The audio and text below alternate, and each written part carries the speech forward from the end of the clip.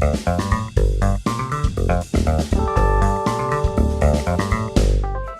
otra pregunta o comentario? Algo que haya quedado pendiente de la primera parte. Hablé muy rápido. Muy rápido, en español, más o menos. ¿Hablé muy rápido? Sí. Está óptimo. ¿Sí? ¿No es muy rápido? ¿No estoy hablando muy rápido? ¿No? ¿Está bien? Bien, entonces todo lo que hicimos hasta aquí era para llegar durante la mañana era para llegar a este punto, digamos, que es esta discusión sobre un conjunto de literatura que recientemente en el mundo, especialmente en el mundo de lengua inglesa, en el territorio de la sociología de la penalidad, ha estado marcada por un énfasis colocado en la relación entre política y penalidad para comprender las mutaciones penales y en general y en particular los cambios en la dirección del incremento de la punitividad. Muy velozmente hacia el final lo que traté de decir era que hay algunas versiones de esta conexión entre política y penalidad en la literatura contemporánea, como los trabajos de Joachim Sabelsberg o Nicola Lacey, que han apostado a entender esa conexión a través de la dimensión institucional del sistema político. O sea, observando elementos de esa dimensión institucional, hice un ejemplo muy simple y muy rápido sobre el sistema electoral, pero también otras variables o factores vinculados a las características de un sistema político. Y luego dije que hay otro tipo de orientaciones que justamente tratan de reconstruir procesos empíricos concretos, elecciones de actores concretos, y que tienen una orientación diferente, aunque también enfatizan el rol de la política, que son orientaciones que piensan fundamentalmente en el espacio crucial de un conjunto de racionalidades, estrategias y luchas políticas entre diferentes tipos de actores en lugares y tiempos específicos. Recientemente, tres autores norteamericanos han publicado un libro que a mí me parece muy interesante, que salió en el año 2017, que son Michelle Phelps, Joshua Page y Philip Goodman, en el cual ellos definen lo que califican como una perspectiva agonista, ¿no? Que implica considerar a la penalidad como algo perpetua y profundamente contestado, constantemente sometido a luchas, conflictos entre distintos actores, ¿no? Esas luchas, esos conflictos giran en torno al poder de castigar y se desenvuelven dentro y fuera del campo penal. Podría hacer una nota aquí como a pie de página para entender qué quiero decir con esto. Involucran a actores que típicamente toman decisiones que impactan en el poder de castigar de un modo directo, como los legisladores, como los jueces, como los fiscales, como los directores de prisiones, pero también implican actores que no forman parte de las estructuras institucionales del sistema penal, como por ejemplo, para hacer un ejemplo de lo que hablábamos ayer, el movimiento de mujeres, ¿no? Que participa en esas luchas por el ejercicio del poder de castigar, que participa en la determinación de quién, por qué y para qué, cómo y cuándo castigar. Este conjunto de luchas deben ser exploradas de un modo muy detallado, dando cuenta de sus variantes, ¿no? Las participaciones de los actores estatales en el poder ejecutivo, legislativo, judicial, en los distintos niveles estatales. Esto, por ejemplo, en estados como Brasil o la Argentina, que son estados federales, tiene además un nivel de complejidad creciente porque los niveles de gobierno son diferentes. E implica prestarle atención, especialmente, desde mi punto de vista, a las racionalidades y programas políticos y penales. Cuando digo racionalidades y programas estoy pensando en una pareja de conceptos heredados de algún modo del último trabajo de Michel Foucault y tematizados por los estudios sobre la gubernamentalidad en el mundo de lengua inglesa durante los años 80 y 90, que piensa que para poder ejercer el poder en cualquier área, las personas necesitan sistemas de pensamiento que definen qué es lo que se debe gobernar, que definen para qué se debe gobernar, que definen cómo se debe gobernar. Y que esos sistemas de pensamiento se construyen en las prácticas mismas de ejercicio del poder, en las prácticas gubernamentales. No son teorías para el ejercicio del poder hechas por académicos en el mundo de las universidades, aun cuando lo que los académicos en el mundo de las universidades dicen y escriben impactan la construcción de las racionalidades políticas o gubernamentales, sino que se construyen en la práctica misma gubernamental. estos sistemas de pensamiento definen también cómo gobernar, no solamente qué es lo que hay que gobernar y por qué hay que gobernarlo, sino cómo gobernarlo. Esa dimensión es el programa. El programa busca plantearse objetivos, para qué voy a gobernar, cómo voy a gobernar. La penalidad es parte de las relaciones de poder en las sociedades contemporáneas, está atravesada por las relaciones de poder en las sociedades contemporáneas, es un instrumento en esas relaciones de poder y por tanto es algo que también está sometido a racionalidades y programas que son desplegados por los distintos actores. A mí me parece que hay que prestarle mucha atención para entender estas luchas a esta dimensión de las racionalidades y programas, porque las racionalidades y programas moldean las decisiones y las acciones. Esto no quiere decir volver a un tipo de idealismo del siglo XIX que piensa que el mundo de las ideas es el que precede a el mundo real y le da forma, pero sí es reconocer que las maneras en las que los actores le dan sentido a las cosas impacta radicalmente en las acciones y en las decisiones que producen. Ahora, no solamente hay que estudiar las racionalidades y los programas políticos y penales, sino también que hay que estudiar la traducción de esas racionalidades y programas en prácticas concretas, acciones concretas llevadas adelante por actores concretos, que como tales siempre están sometidas a contestaciones y a resistencias, ¿no? Entonces, para poner un ejemplo breve al que ya hice referencia antes, pero sobre el que vamos a volver mañana, si yo quiero poner en marcha una iniciativa política al interior de la justicia penal para hacer que los procesos penales se resuelvan en forma más veloz que antes, entonces, por ejemplo, abrevio los pasos procesales para determinado tipo de casos, como los casos de flagrancia. Después tengo que poner en marcha esa reforma legal, esa iniciativa política, y para ponerla en marcha tengo a unos actores que son los fiscales, los jueces, los defensores, los policías, que ya vienen trabajando de un determinado modo. Entonces, al poner en marcha esta reforma, me puedo encontrar con resistencias de esos actores, porque implica de algún modo cambiar cierto patrón de actividad. Puedo encontrarme con actores que estén muy gozosos, gustosos de llevar adelante ese cambio, pero también con actores que presentan resistencia. Entonces, una mirada de este tipo le presta atención no solo a la traducción de las racionalidades y los programas en práctica por parte de los actores, sino también a las resistencias y las contestaciones a esas prácticas. Hay un concepto que a mí me parece muy útil para pensar esto, que es el concepto de maniobra, que fue acuñado en un libro que a mí me parece muy interesante, me parece uno de los grandes libros de la historia de la sociología de la penalidad, que es un libro de David Garland, pero no del que hablábamos en el primer bloque, sino un libro del año 1985 llamado Punishment and Welfare, A History of Penal Strategies, que es un gran libro sobre las mutaciones de la penalidad en Gran Bretaña entre fines del siglo XIX y comienzo del siglo XX. Y él acuña ahí el concepto de maniobra para pensar cómo los actores, que tienen una racionalidad o un programa en mis términos, ponen en marcha una iniciativa, pero se enfrentan con contestaciones y resistencias por parte de otros actores, y al enfrentarse con esas contestaciones y resistencias, reaccionan a las mismas.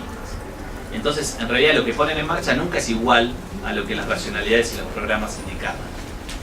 Es siempre el fruto de ciertas soluciones de compromiso, que implican traducir lo ideal en lo real, el programa o la racionalidad en una práctica y un efecto real. Estas luchas son simbólicas, tienen una dimensión de confrontación de racionalidades y programas, pero son también materiales. Esto es muy importante.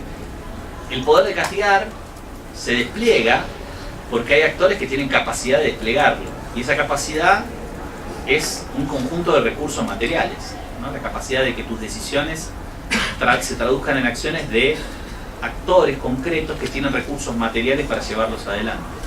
Entonces, no es solamente un conjunto de luchas simbólicas que transitan el territorio de las racionalidades y los programas, sino también son luchas de carácter material. Entonces, por ejemplo, para volver a dar un ejemplo sobre lo que vamos a hablar mañana, el crecimiento de poder de los fiscales en los procesos penales contemporáneos es un ejemplo perfecto de una lucha material. Fiscales que han crecido en su capacidad de tomar decisiones, fiscales que resuelven casos, ¿no? Algo que en líneas generales en la justicia penal era algo reservado a los jueces, no a los fiscales. pero cada vez más tenemos fiscales resolviendo casos materialmente en la práctica, aun cuando los textos legales no lo enuncien de este modo, e incluso textos legales que lo enuncian de este modo. Entonces es un cambio radical en la capacidad de toma de decisiones y de generación de acciones.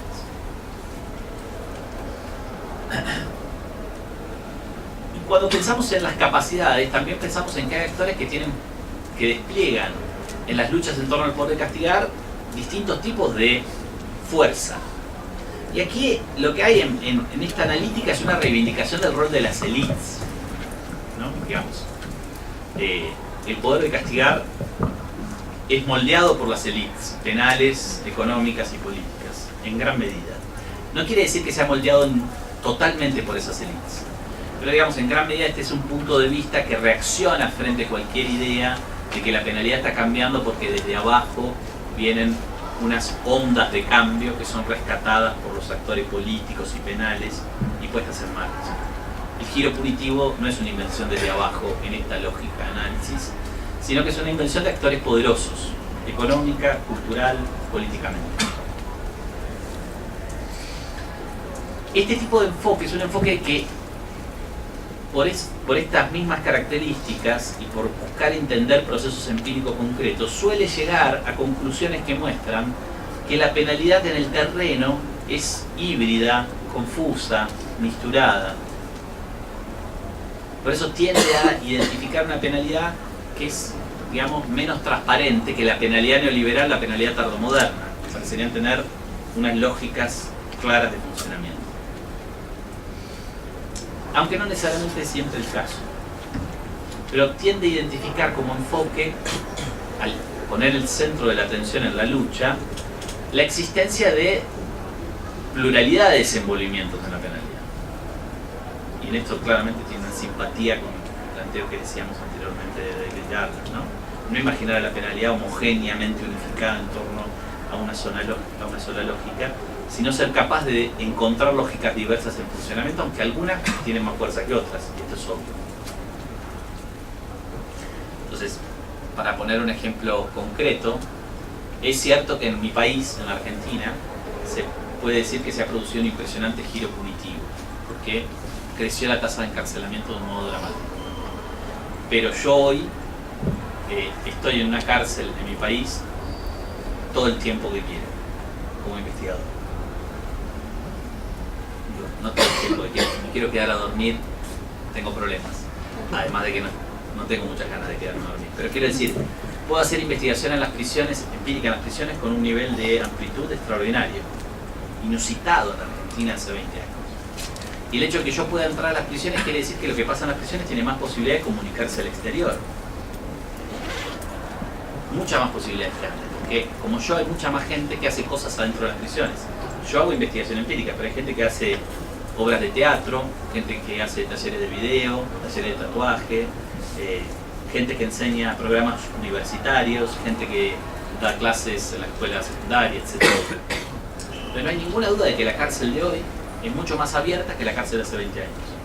Yo hice mi primer trabajo de investigación empírica en una prisión en 1995, o sea, exactamente hace 23 años.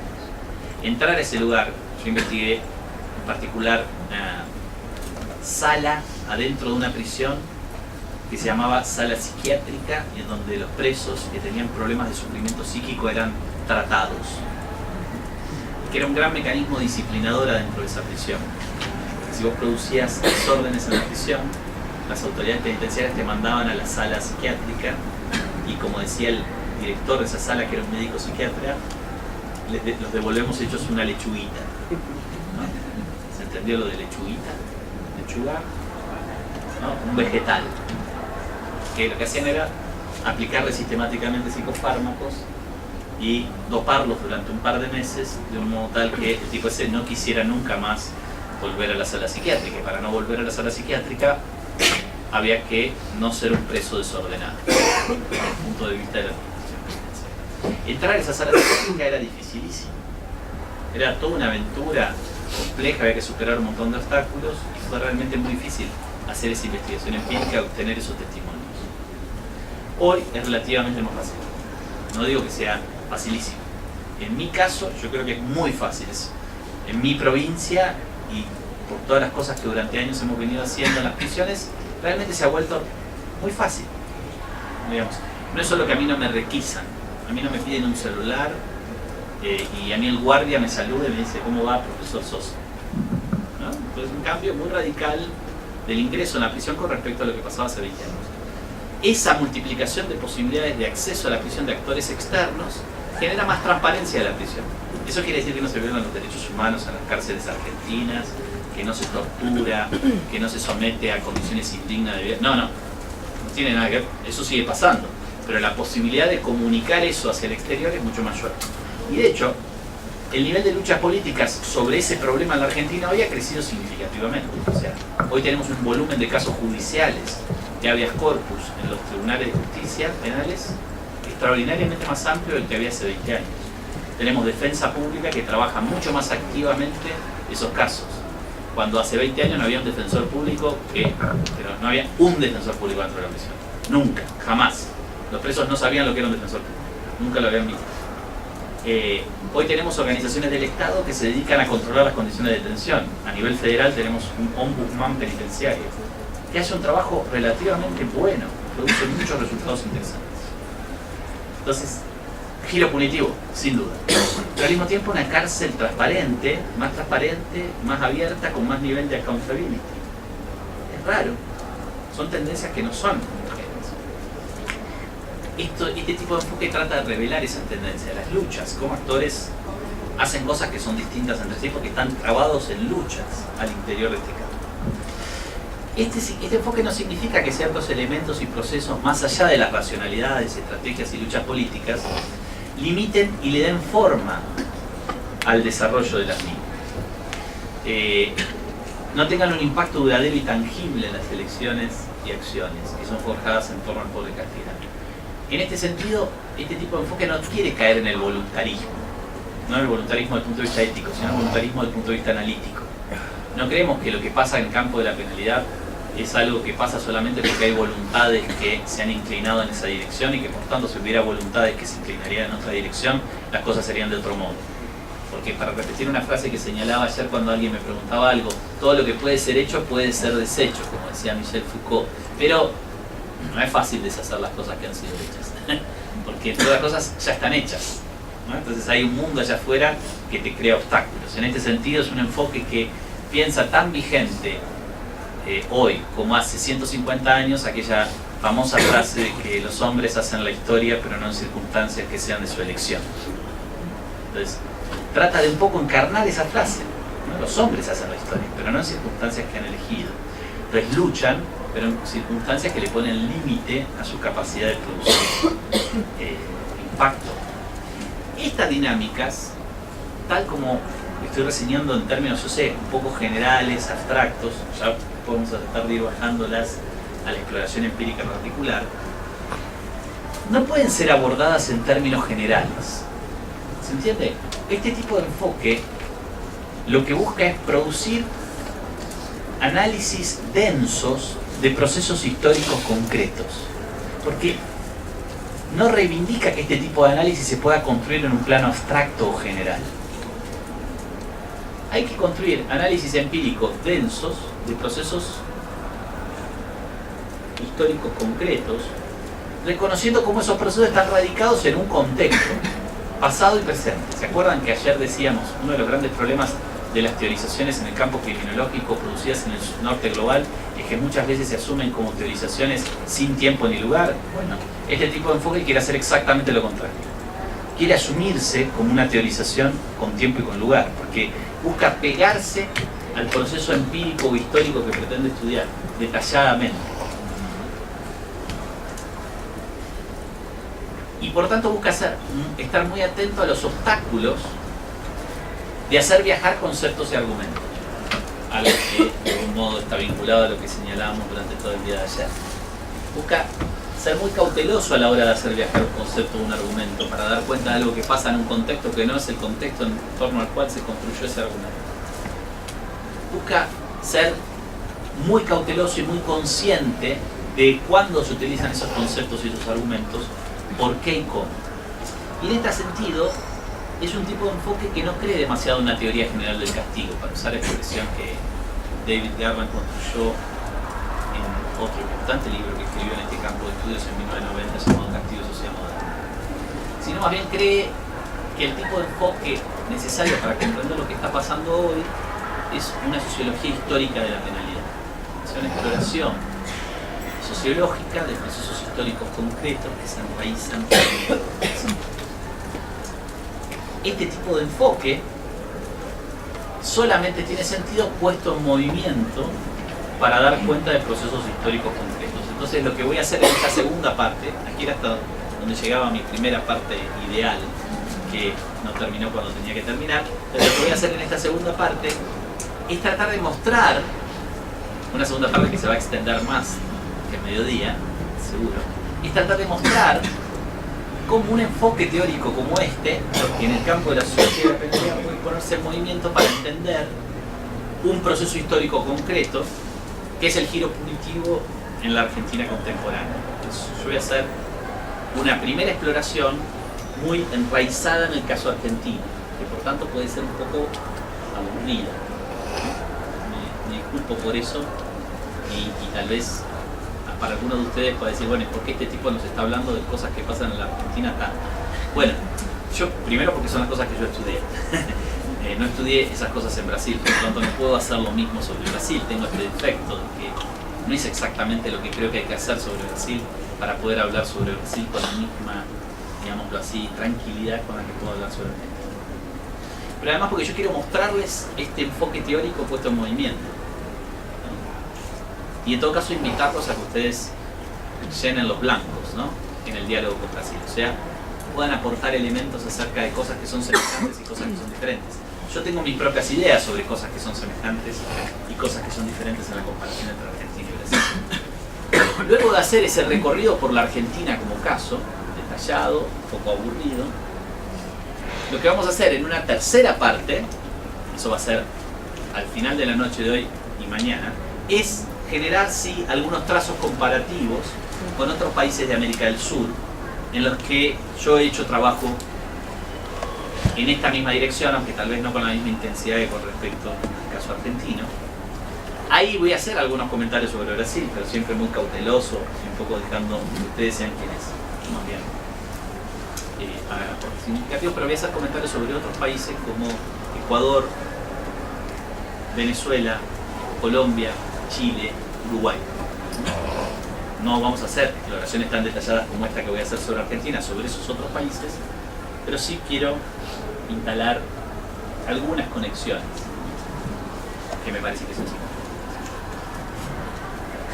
Y en la cuarta parte, que eso sí va a ser mañana en la mañana, quiero también retomar otro estilo de trabajo comparativo en el que estoy involucrado más activamente ahora, que busca mostrar también la necesidad de este enfoque desacreditando otro enfoque. ¿Se entiende? Es un ejercicio un poco raro, pero bueno.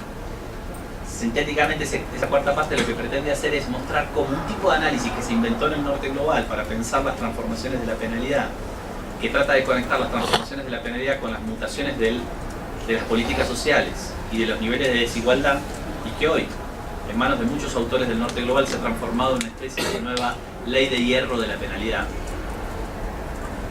Cuando lo trasladamos al sur global y al escenario de América del Sur, no funciona. Y voy a tratar de explicar por qué no funciona. Y para poder explicar, voy a usar herramientas de este tipo de enfoque para de algún modo desacreditar ese otro tipo de enfoque comparativo, que creo que igual tiene elementos interesantes, pero que oscurece más que lo que lo. Entonces este sería un poco la hoja de ruta de acá en adelante, muy ambiciosa. Vamos a ver cómo lo va. Antes que eso, aquí hay algunos textos de donde salieron estas ideas que ustedes pueden ver, que son los textos en los que he tratado de hacer una reflexión de carácter más teórico y de carácter, por tanto, más general, y en relación con ciertos desarrollos de la sociología de la penalidad contemporánea, algunos de los cuales hemos discutido hoy, ¿no? En particular, un par de textos de discusión de la tesis de la penalidad neoliberal, a los que voy a volver en la tercera parte, digamos, de este bloque, cuando hablemos sobre en clave más comparativa. un texto en el cual trato de discutir algunos enfoques contemporáneos de economía política y castigo, y otro texto en el cual discuto específicamente el trabajo de David Garland, ¿no? Esos textos se publicaron, uno en este libro que salió en inglés este año, que se llama The Political Economy of Punishment Today, Visions, Debates and Challenges. Otro en un libro que está en portugués, que se llama Post-Neoliberalismo y Penalidad en América del Sur, y que está es Open Access, se puede bajar gratis de la página web. ¿Puedes retornar al primer libro? Sí.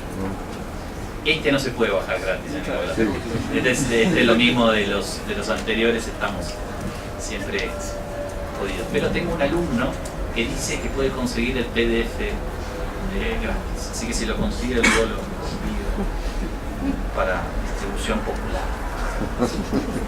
Que no sé, tiene discapacidades de piratear. Vamos a cancelar eso en la grabación. Claro. También este es un libro también de estos libros de precios ridículos que publican en sí. Hay un sí. En cambio este otro es gratis, se puede bajar regularmente, y además tiene un capítulo sobre Brasil. Voy a volver sobre eso de los colegas amigos. Y el tercer libro es este libro que hice sobre la obra de David Garland, que se llama Más allá de la cultura del control, y que es un libro colectivo en el que hay 10 intervenciones de autores claves, a mi juicio, de la criminología y la sociología contemporánea, discutiendo el laburo del trabajo de David Garland. Hay también la traducción de varios artículos de Garland en las que responde a las críticas, y hay un ejercicio de síntesis que es que yo les... Bueno, y luego hay otras cosas ahí. Entonces vamos hacia el caso argentino. ¿Alguien tiene alguna pregunta hasta acá? Porque por ahí alguien tiene una pregunta que le surgió ahora o de lo que quedó. Y como ahora vamos a girar nuestra atención hacia una exploración más concreta del caso argentino, si alguien tiene alguna duda, sería un buen momento por ahí. Rodrigo. Más alto, Rodrigo, que no. Soy sordo y no. Desculpa, só vou fazer uma pergunta antes dessa parte sobre esse conceito de maniobras. De que maneira é possível dialogar com a teoria do campo do Bourdieu, essa posição de existência? Sí. El trabajo que citaba antes de Michel Phelps, Joshua Page, Philip Goodman, es un trabajo fuertemente inspirado en la teoría de los campos de Bourdieu. Joshua Page escribió en el año 2011 un muy interesante libro sobre el rol de los sindicatos de guardiacárceles en el estado de California en la...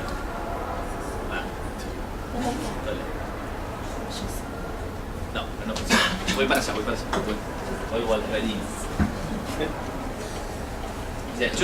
Joshua Page escribió un libro muy interesante en 2011 que se llama The Hardest Beat, que es sobre el rol del sindicato de guardiacárceles en California en la producción del giro punitivo como un actor crucial que colabora en la producción de ese giro punitivo, en la relación entre la política, el sistema político, pero también el mundo de las empresas privadas dedicadas a la construcción de cárceles, etc. Es un libro fuertemente inspirado en el trabajo de Pierre Bourdieu.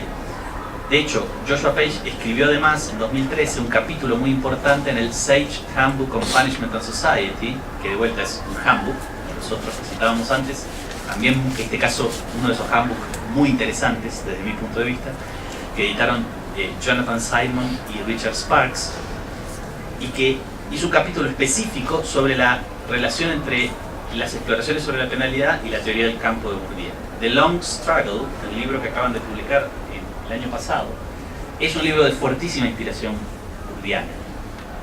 El concepto de maniobra proviene del trabajo de Garland de los años 80.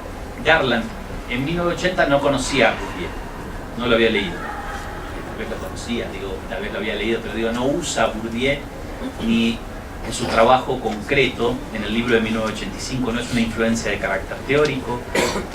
El libro de Garland, Punishment and Welfare, es un libro construido a caballo entre la discusión de la economía política del castigo tal como se estaba formando en la década del 70, especialmente el trabajo de Ruggeri, Kirchheimer, Pena y Estructura Social, que había sido redescubierto en ese momento, y el trabajo de Melosi, Pavarini, Cárcel y Fábrica, notas sobre los orígenes de lo penitenciario, y algunos otros textos más en formato de artículo que buscaban articular una mirada neomarxista que a su vez tenía multiplicidad de posibilidades y de diferencias, pero una mirada neomarxista sobre el castigo en las sociedades contemporáneas, y el impacto en Garland de la lectura del libro de Michel Foucault, Vigilar y Castigar, Nacimiento de la Prisión. Entonces es un libro a caballo entre esas dos influencias, que al mismo tiempo busca separarse de ambas, generando un aporte complementario, uno podría pensar, pero muy novedoso, al poner mucho énfasis en la exploración de lo que él llama programas. Es muy interesante, el concepto de programa está presente en el trabajo de David Garland de 1985, antes que los lectores del último Foucault recogieran la palabra programa en algunas conferencias, entrevistas y escritos menores de Foucault, para pensar el rol de la planificación de las relaciones de gobierno. En Garland, el texto de Garland construye esa noción de programa independientemente de esa lectura de Foucault, identifica diversos programas que buscaban reformar la penalidad en la Gran Bretaña de fines del siglo XIX y comienzo del siglo XX. El libro se focaliza entre 1885 y 1914. Es un libro muy focalizado y hace un análisis muy detallado de esos programas, de las propuestas de reforma, ¿no? Entonces identifica un programa ligado a la criminología, un programa ligado a la eugenesia, un programa ligado a la seguridad social, un programa ligado a la reforma social. Entonces, esos programas son puestos en marcha por actores concretos, que Garland también identifica, seres humanos de carne y hueso, que participan en las relaciones de poder en la sociedad británica de fines del siglo XIX y comienzo del siglo XX. Y una de las cosas que él trata de estudiar es cómo esos actores, con esos programas, lanzan iniciativas de reforma, chocan con los otros programas, quiere decir, chocan con los otros actores, y al partir de ese choque generan movimientos estratégicos que buscan realizar los objetivos que los programas se dan, montando los caminos para hacerlo, porque el camino que originariamente planteaban no resulta adecuado, no porque no resulta adecuado abstractamente, no resulta adecuado aquí y ahora, porque hay oposiciones frente a ese camino. Entonces ahí nace la noción de maniobra. La maniobra es el actor que, enfrentándose con un mundo que, digámoslo así, pretende conquistar para que funcione de un modo que él diseñó, tiene que agarrar y bajarse de ese diseño originario y maniobrar en el mundo real, donde están los seres humanos de carne y hueso, los actores concretos que le imponen obstáculos. Y eso genera mutaciones. A mi juicio es una noción bárbara. Bárbara quiere decir positivo en español, ¿no? Es una noción, en argentino en realidad. Es una noción muy importante, muy interesante, porque nos permite pensar dinámicas de reforma en el campo penal, donde tenemos actores que ponen en marcha una iniciativa y luego se mueven en un orden de posibilidades.